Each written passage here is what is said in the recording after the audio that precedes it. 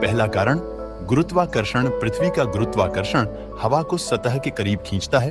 और दूसरा कारण होता है घनत्व और वायु दाब की कमी के कारण। ये आप भी जानते हैं कि किसी वस्तु में मौजूद परमाणुओं और अणुओं की गति के कारण ही उस वस्तु का तापमान बढ़ता है। लेकिन आसमान में बादलों के बीच ऐसा नहीं होता। जैसे ऊंचाई बढ़ती है, हवा में गैस की मात्रा घटती जाती है।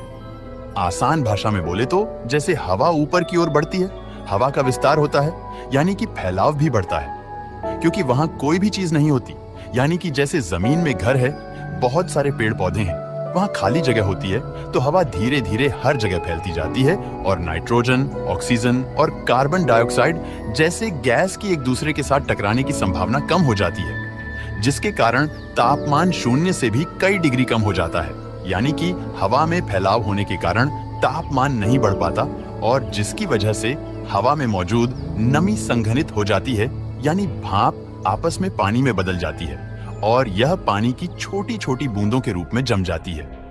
इन बूंदों पर धीरे धीरे और पानी जमता जाता है और ये बर्फ के टुकड़ों का रूप ले लेते हैं। जब इन टुकड़ों का वजन काफी अधिक हो जाता है तो नीचे गिरने लगते हैं। गिरते समय वायुमंडल में मौजूद गर्म हवा से टकराकर ये पिघलने लगते हैं और पानी की बूंदों में बदल जाते हैं, जो कि बारिश के रूप में नीचे गिरते हैं।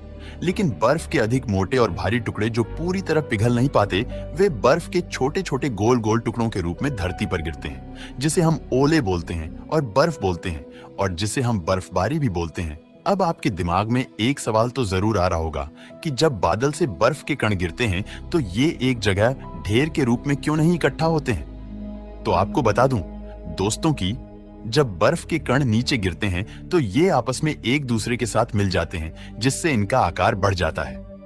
वहीं जब ये कण जमीन पर गिरते हैं तो हवा के चलते ये एक स्थान पर नहीं गिरते और जगह जगह बिखर जाते हैं और पूरे क्षेत्र में फैल जाते हैं। उम्मीद करता हूं दोस्तों कि आपको पता चल गया होगा कि बर्फ बनता कैसे है और गिरता कैसे है, और ऊपर जाते हैं तो तापमान बढ़ने की जगह पे कम क्यों होता है। दोस्तों वीडियो पसंद आया हो तो लाइक और शेयर करें।